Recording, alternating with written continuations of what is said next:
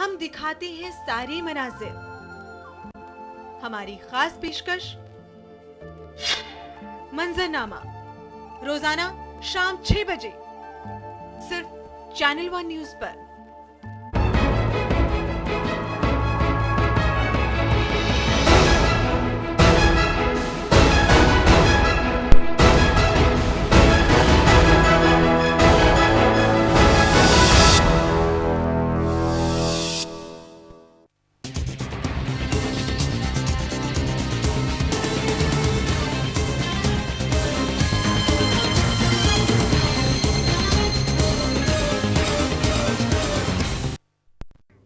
देश का अगला राष्ट्रपति कौन होगा, इसकी तस्वीर अब लगभग साफ होती नजर आ रही है।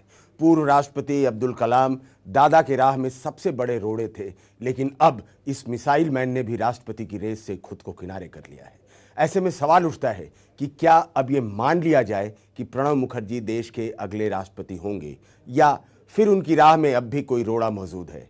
सवाल ये भी है कि एनसीपी नेता और पूर्व लोकसभा अध्यक्ष पीए संगमा की उम्मीदवारी को कितनी गंभीरता से ली जानी चाहिए, और क्या इस बात की कोई संभावना है कि आगामी राष्ट्रपति चुनाव प्रणब बनाम संगमा हो, और अगर ऐसा होता है तो यूपीए गठबंधन पर इसका क्या असर पड़ेगा। नमस्कार, मैं हूं उदय सिन्हा और आप देख रहे हैं न्यूज लाइन। और न्यूज लाइन में आज हम बात कर रहे हैं कि अगर कलाम की ना है तो फिर अगला राष्ट्रपति प्रणब बनाम कौन।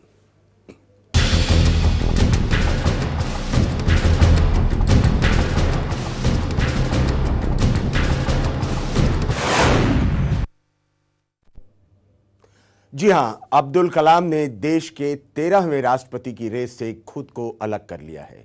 अपनी अंतरात्मा की आवाज को मानते हुए कलाम ने आगामी राष्ट्रपति चुनाव लड़ने में अनिच्छा जताई। देखिए कलाम ने कैसे कहा ना, और क्या है इस ना के मायने। देश के आगामी महामहिम की तस्वीर अब धीरे धीरे साफ हो रही है। दीदी ममता और एनडीए के एक खेमे की प्रणब के खिलाफ कलाम को खड़ा करने की कवायद टूट गई। बीजेपी समेत तमाम राजनीतिक दलों के काफी मान मनौवल के बाद भी एपीजे अब्दुल कलाम ने राष्ट्रपति का चुनाव लड़ने से इनकार कर दिया। कलाम ने बाकायदा बयान जारी करके इसे अंतरात्मा की आवाज के पक्ष में उठाया गया कदम करार दिया। कलाम कहते हैं, आप कुछ दिनों पहले राष्ट्रपति पद की उम्मीदवारी पर चल रही हलचलों से वाकिफ होंगे। पिछले दिनों ममता बनर्जी और कई अन्य राजनीतिक दलों के नेताओं ने इच्छा जाहिर की थी कि मैं दूसरी बार इस पद के लिए चुनाव लड़ूं। मैं इसे अपने लिए उनका प्यार और सम्मान मानता हूं और इसके लिए उन सबका हृदय से आभारी हूं। लेकिन बहुत विचार के बाद मैं कह सकता हूं कि मेरी अंतरात्मा वर्तमान राजनीतिक परिस्थितियों को देखते हुए चुनाव लड़ने को नहीं कहती। इसलिए मैंने राष्ट्रपति चुनाव नहीं लड़ने का फैसला लिया है। कलाम के राष्ट्रपति की उम्मीदवारी से पीछे हटने की कई वजहें बताई जा रही हैं। माना जा रहा है कि कलाम तभी चुनाव लड़ने को तैयार थे जब उनकी जीत की स्पष्ट संभावना हो। कलाम इसके लिए अपने समर्थकों से 55% वोट जुटाने की बात कह रहे थे। ममता और एनडीए के समर्थन के बावजूद भी जीत का आंकड़ा दूर था।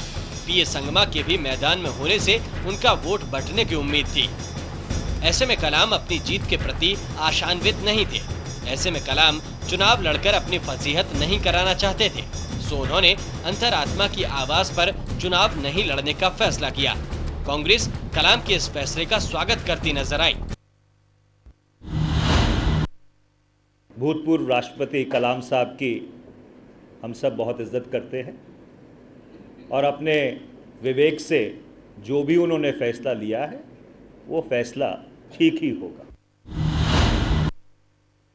कलाम के राष्ट्रपति की रेस से बाहर आने के बाद इसका सीधा फायदा दादा प्रणब मुखर्जी को मिलना तय है। कलाम के नाम से उहापोह खत्म होने के बाद समूचा विपक्ष किसी और के नाम पर सहमत हो, इसकी संभावना आज के सियासी हालात में दिखाई नहीं देती। पीए संगमा की उम्मीदवारी को गंभीरता से नहीं लिया जा रहा, जबकि शिवसेना समेत एनडीए का भी एक खेमा दादा के पक्ष में दिखाई दे रहा है। ऐसे में फिलहाल आगामी राष्ट्रपति पद का चुनाव प्रणब बनाम 0/0 ही दिखाई दे रहा है। Bureau report, channel 1 news. तो ऐसा लगता है कि प्रणव दा के राष्ट्रपति भवन में जाने के तमाम रास्ते अब बिल्कुल साफ हो गए हैं और इसी मुद्दे पर बात करने के लिए हमारे साथ जुड़े हैं कांग्रेस के बंगाल के प्रभारी डॉक्टर शकील अहमद। शकील साहब, आपका बहुत बहुत स्वागत है। जी बहुत धन्यवाद जी। और अब सबसे पहला प्रश्न भी यही है शकील साहब आपसे कि क्या ये मान लिया जाए कि प्रणब मुखर्जी साहब अगले राष्ट्रपति हैं? देखिए, हम लोगों ने तो उसी दिन मान लिया था जिस दिन हम लोगों ने उनके नाम की घोषणा की थी, कांग्रेस पार्टी ने, कांग्रेस की अध्यक्षा सोनिया गांधी जी ने, और उसके बाद यूपीए के सभी दलों ने उसको एक तरह से सर्वसम्मति से माना था। एक ममता बनर्जी जी कलाम साहब के बारे में थोड़ा उनकी इच्छा थी, उन्होंने उनका भी नाम प्रस्तुत किया था। तो आज कलाम साहब की घोषणा हो गई कि वो उम्मीदवार नहीं होंगे, तो अब यूपीए पूरी तरह इकट्ठा है और यूपीए के बाहर के लोगों का भी समर्थन हमको मिल रहा है जी। और हम उम्मीद करते हैं कि एनडीए के भी हमारे साथी सारे लोग, एवं बीजेपी के अंदर के काफ़ी लोग, प्रणब दा के व्यक्तित्व से, उनके जो पॉलिटिकल एक्सपीरियंस है, उनका जो स्टेचर है और उनका जो सबको साथ लेके चलने की क्षमता है, इससे प्रभावित होकर के एनडीए के भी हमारे साथी और ऐसे दल जो यूपीए और एनडीए दोनों से बाहर हैं, वो भी, यहाँ तक के बीजेपी के लोग भी प्रणब दा को समर्थन करेंगे। और हम आशा करते हैं, हमको विश्वास है कि प्रणब दा सर्वानुमति से हमारे अगले राष्ट्रपति होंगे और देश का जो सबसे सर्वोच्च पद है उसको ग्रहण करेंगे और उसकी मर्यादा के अनुरूप देश की अस्मिता को, देश की जो इच्छा शक्ति है उसको मजबूती से प्रदर्शित करेंगे और देश का नेतृत्व करेंगे। नहीं, बिल्कुल आपने बिल्कुल सही कहा शकील साहब। अभी ये 13वां राष्ट्रपति का चुनाव होने जा रहा है। इसके पहले 11 बार चुनाव हुआ है, एक बार ही सर्वसम्मति से राष्ट्रपति चुना गया है। और अगर इस बार भी 13वीं बार भी अगर राष्ट्रपति सर्वसम्मति से चुना जाता है तो ये बड़ी बात होगी कि 13 बार में सिर्फ दो बार बिल्कुल सर्वसम्मति से हमने राष्ट्रपति को चुना। लेकिन क्या सर्वसम्मति बनना, अभी आपको लगता है कि सर्वसम्मति बन जाएगा? क्योंकि पीए संगमा अभी तक मैदान से हटे नहीं है।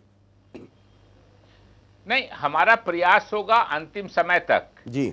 और जनतंत्र में हर व्यक्ति फ्री है, अपना फैसला लेने का आज़ाद है, स्वतंत्र है।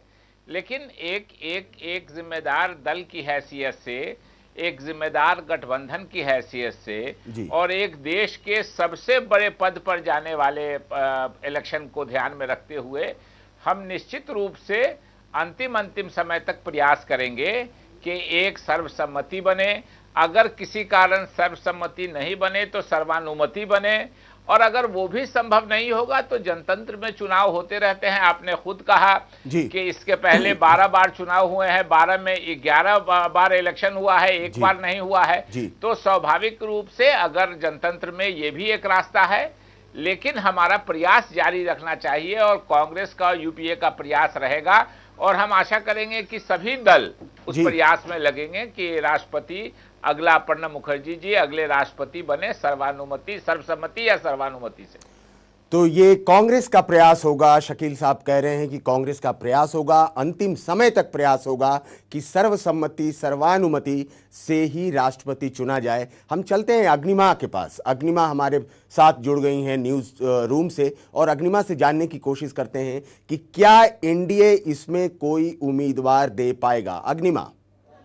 सर, आज भाजपा की 9 बजे बैठक होने वाली है, अभी आधे घंटे बाद, और उसी में भाजपा कोशिश करेगी कि इस दुविधा से बाहर निकले कि वो कैंडिडेट खड़ा करे या ना करे। क्योंकि आपको मालूम ही है कि एनडीए में पूरा डिवीज़न है, जो अकाली दल और जेडीयू और शिवसेना चाहते ही नहीं है कि चुनाव लड़ा जाए और प्रणब मुखर्जी को समर्थन दिया जाए। इसलिए यह बहुत मुश्किल दिख रहा है कि भाजपा से किस तरह से उभरे भी। हाँ, लेकिन भाजपा की जहाँ तक बात कर रहे हैं उसमें भाजपा का मूड है ये कैंडिडेट उतारा जाए प्रणब मुखर्जी के खिलाफ। जी, यही बात डॉक्टर शकील अहमद भी कह रहे हैं। उनका कहना है कि न सिर्फ यूपीए के घटक दल बल्कि विपक्ष यानी कि एनडीए के भी कुछ घटक दल हमें समर्थन देने को तैयार हैं और राष्ट्रपति के लिए प्रणब मुखर्जी उनके मुख्य व्यक्ति हैं जिनको वो अपना वोट डालेंगे। तो क्या ये मान लिया जाए कि बिल्कुल एनडीए अब किसी भी प्रकार की उम्मीदवारी से अलग हटके और वॉक ओवर देगी इसमें कांग्रेस को? जी, वॉक ओवर देने का मूड नहीं दिख रहा है भाजपा का, कम से कम भाजपा का। और दो जो तीसरे मोर्चे की बात करें या उन दलों की बात करें, एआईडीएमके और बीजेडी का। लेकिन बात आप देख रहे होंगे कि बड़ी रोचक चीज़ है कि यूपीए का एक दल ममता बनर्जी जो टीएमसी है वो विरोध कर रहा है यूपी के कैंडिडेट का, और एनडीए के कुछ दल हैं जो कि प्रणब मुखर्जी का समर्थन कर रहे हैं। ये आप देख रहे हैं कि कैसे अजीब सी स्थिति पैदा हो गई इस राजनीति में।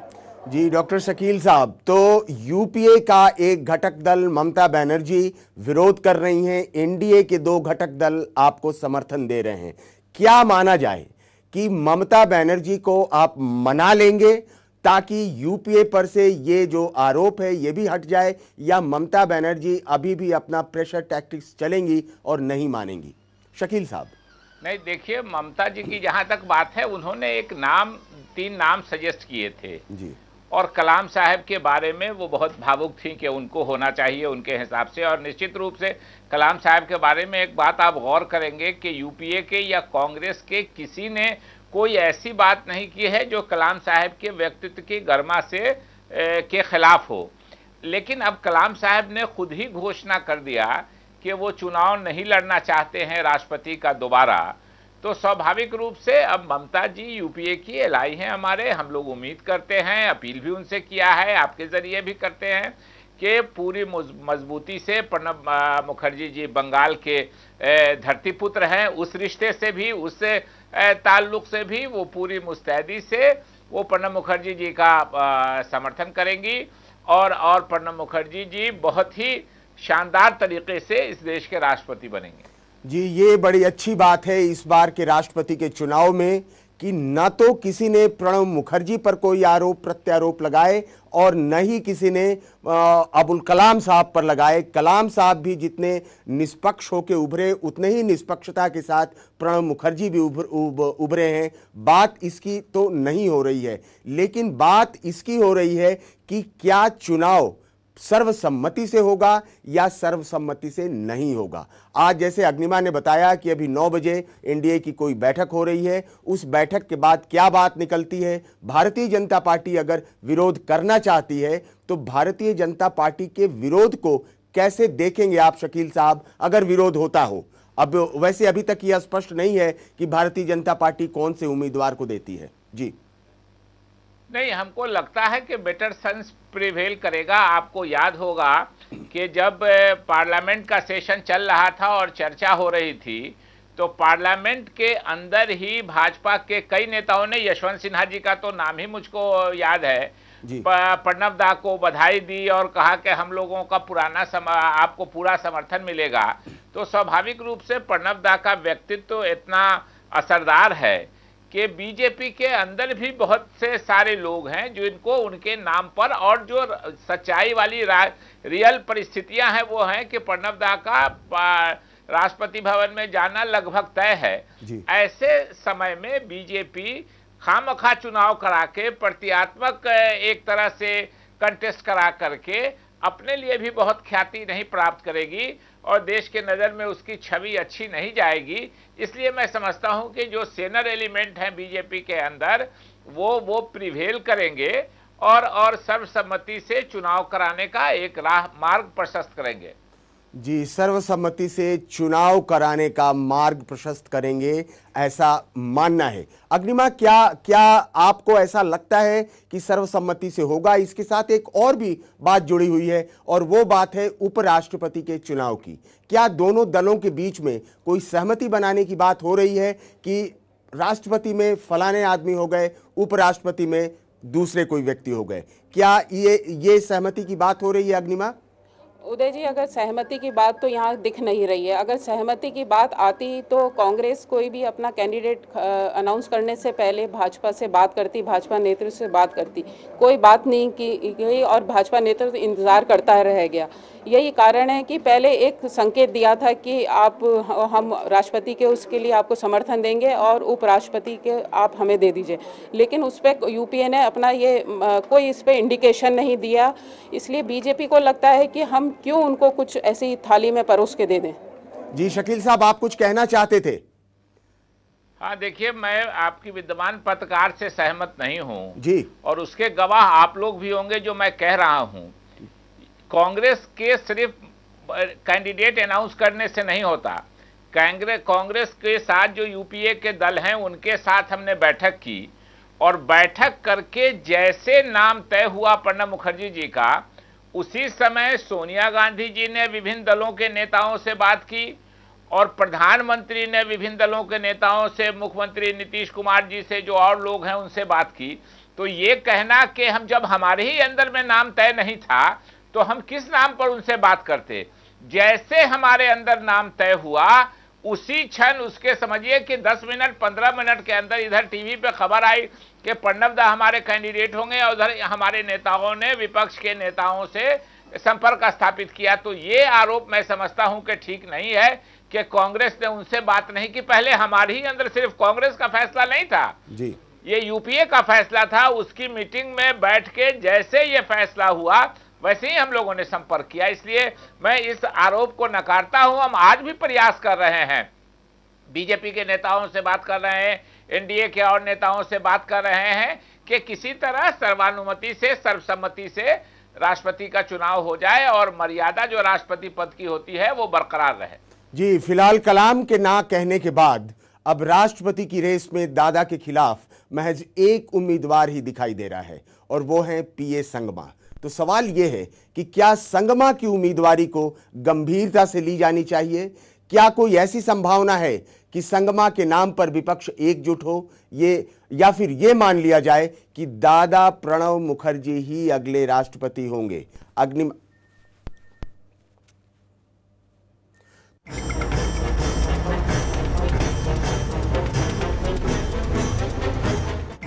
प्रणब मुखर्जी की देश के 13वें राष्ट्रपति के तौर पर ताजपोशी लगभग तय है। कलाम के मैदान से हटने के बाद इसकी संभावना और भी ज्यादा बढ़ गई है। विपक्षी किसी भी एक नाम पर सहमत होते दिखाई नहीं दे रहे। ऐसे में दादा को रायसेना हिल्स की दावेदारी में टक्कर देने वाला इस वक्त कोई कायदे का उम्मीदवार दिखाई नहीं देता। हालात ये हैं कि शिवसेना, जेडीयू और मेनका गांधी समेत एनडीए का एक धड़ा दादा को महामहिम बनाने की मुहिम का समर्थन कर रहा है। मुझे लगता है जो भी फैसला होगा एनडीए में वो आदरणीय बाला साहब जी से बात करेंगे और जो भी निर्णय लेना है इस चुनाव के बारे में राष्ट्रपति पद के, वो खुद शिवसेना प्रमुख निर्णय लेंगे और अब तक आ जाएगा। दादा के खिलाफ फिलहाल पीए संगमा ही मैदान में इकलौते उम्मीदवार हैं। ये उत्तर पूर्व के आदिवासी समुदाय का प्रतिनिधित्व करते हैं, जो उनकी उम्मीदवारी को भावनात्मक तौर पर मजबूती देता है। उन्हें बीजेडी और एआईएडीएमके का समर्थन हासिल है, लेकिन उनकी अपनी ही पार्टी एनसीपी उनका समर्थन नहीं कर रही। हालांकि संगमा ने शरद पवार समेत तमाम दलों से समर्थन मांगा है। कलाम के रेस से हटने के बाद संगमा दीदी ममता बनर्जी से भी साथ देने की अपील कर चुके हैं, लेकिन कांग्रेस संगमा की दावेदारी को गंभीरता से लेती दिखाई नहीं दे रही। तो उसने प्रणब के समर्थन के लिए अब सभी दलों को हाक लगाई है। जो राष्ट्रपति चुनते हैं उन सब से यह अपील की है कि श्री मुखर्जी को अपना पूर्ण समर्थन दें। हम एक बार फिर से उस अपील को दोहराते हैं और ये उम्मीद करते हैं कि दलगत राजनीति से ऊपर उठकर सभी राजनीतिक पार्टियां और वो सब व्यक्ति जो इस प्रक्रिया में शामिल हैं श्री प्रणब मुखर्जी को अपना समर्थन देंगे। प्रणब दा के महामहिम के पद की दावेदारी के खिलाफ अब विपक्ष का मैदान लगभग सूना है। फिलहाल संगमा रेस में है, लेकिन कहीं से भी वो दादा को चुनौती देते नजर नहीं आ रहे। ऐसे में आने वाले दिनों में राष्ट्रपति की रस्साकशी कोई और दिलचस्प मोड़ ले, इसकी उम्मीद कम है।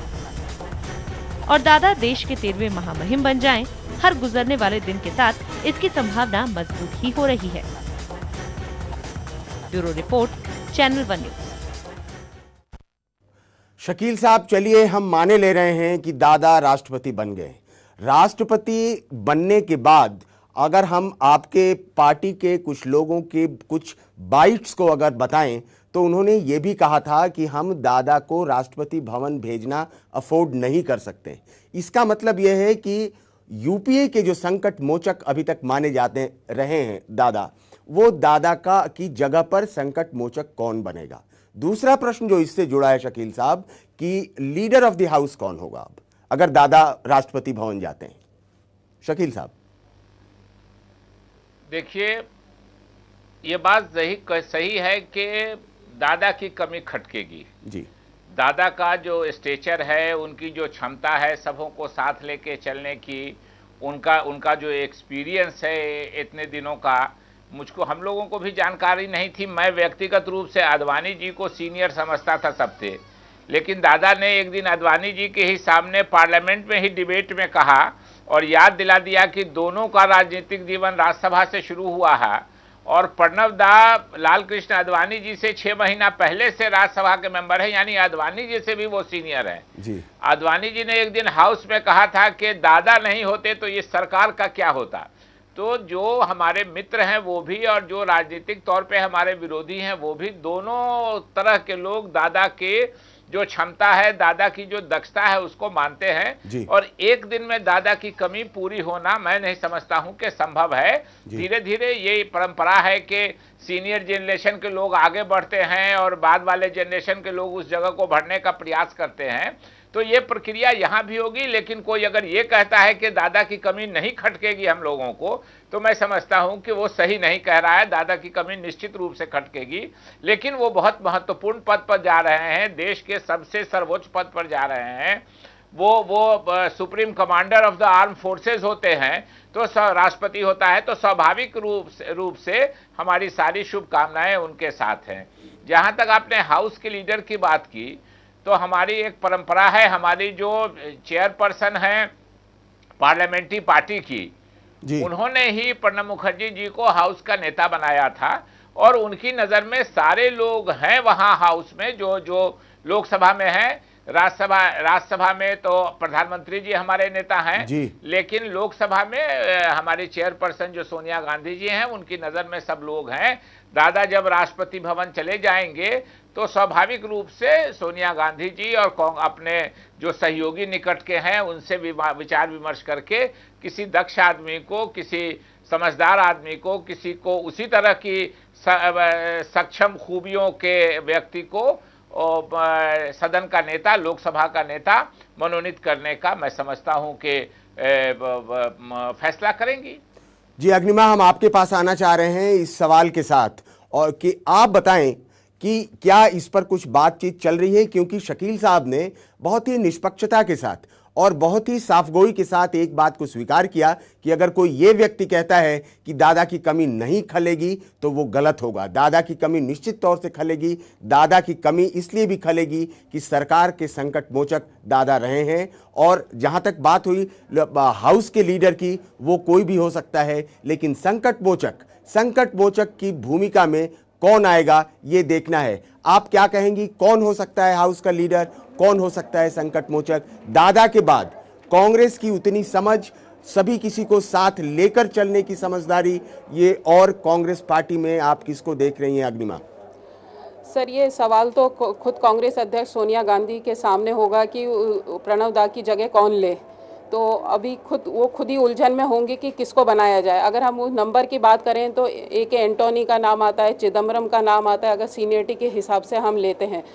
तो एक ये विचार भी बन रहा है पार्टी में कि सोनिया गांधी ही सदन की नेता के रूप में चुन ली जाए कांग्रेस की तरफ से। ये है, अगर ऐसी कोई दुविधा से निकलना है तो बाहर। तो ये आप ये कहना चाह रही हैं कि सोनिया गांधी भी सदन की नेता हो सकती हैं। शकील साहब आपके पास क्विक रिएक्शन के लिए आएंगे, क्या ऐसा संभव है? देखिए, मैं नहीं कह सकता, ये फैसला कांग्रेस अध्यक्ष का होगा, वो मनोनीत करती हैं। हो सकता है कुछ दिनों के लिए वो रहें, लेकिन मुझको इस विषय में जानकारी नहीं है।